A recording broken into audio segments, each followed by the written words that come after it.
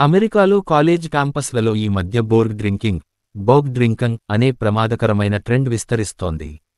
ఇది ఒక తాగుడు వ్యసనం. వివిధ హానికర మిశ్రమాలతో తయారు చేసిన ముదురు రంగు పానీయాలు యువతను మత్తులో ముంచెత్తుతున్నాయి. క్రమంగా విస్తరిస్తోన్న ఈ విపరీత పోకడ వారి ఆరోగ్యానికి ముప్పు తెచ్చిపెడుతోంది. ఏంటి పానీయం? బోర్గ్ బ్లాక్అవుట్ రేజ్ గ్యాలన్స్ అంటే గ్యాలన్ సుమారు 3.78 లీటర్లు సైజు ప్లాస్టిక్ పాత్రలో వివిధ మిశ్రమాలను కలిపి చేసిన పానీయం. ఆల్కహాల్ అధిక మోతాదులో ఉండే వోడ్కా దీంట్లో ప్రధానం. ఒక గ్యాలన్ నీటి బాటిల్ను తీసుకుని దాన్ని సగం ఖాళీ చేస్తారు. 750 మిల్లీలీటర్ల వోడ్కాను కలుపుతారు. ఆల్కహాల్ రుచి తెలియకుండా కొన్ని ఫ్లేవర్స్ను వాడతారు. అలాగే హ్యాంగోవర్ను నివారిస్తుందనే అపోహతో ఎలక్ట్రోలైట్ పౌడర్లను కలుపుతున్నట్లు గుర్తించారు. ఇవన్నీ కలిస్తే తీయటి, సులువుగా తాగగలిగే పానీయం తయారవుతుంది. కాని అది తీవ్ర అనారోగ్య సమస్యలకు దారితీస్తోంది. ఇవి దుష్పరిణామాలు. బోగ్ అధిక మోతాదులో ఉండే ఆల్కహాల్ తీవ్ర ఆరోగ్య సమస్యలకు కారణమవుతోంది. కొందరిలో వాంతులు, ఫిట్స్ వంటి ప్రాథమిక లక్షణాలను గుర్తించారు.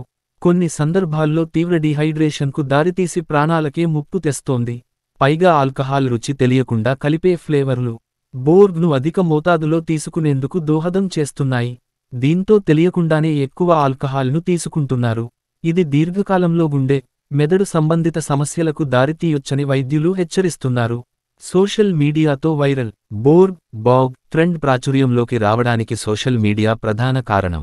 బోర్గ్ను ఎలా తయారు చేయాలి? పానీయానికి వివిధ రకాల పేర్లు పెట్టడం లాంటి కంటెంట్ టిక్టాక్ వంటి వాటిల్లో తెగ వైరల్ అయింది. కాలేజ్ను బట్టి మిశ్రమాలను మార్చడం కూడా సోషల్ మీడియా ట్రెండ్కు దోహదం చేసింది.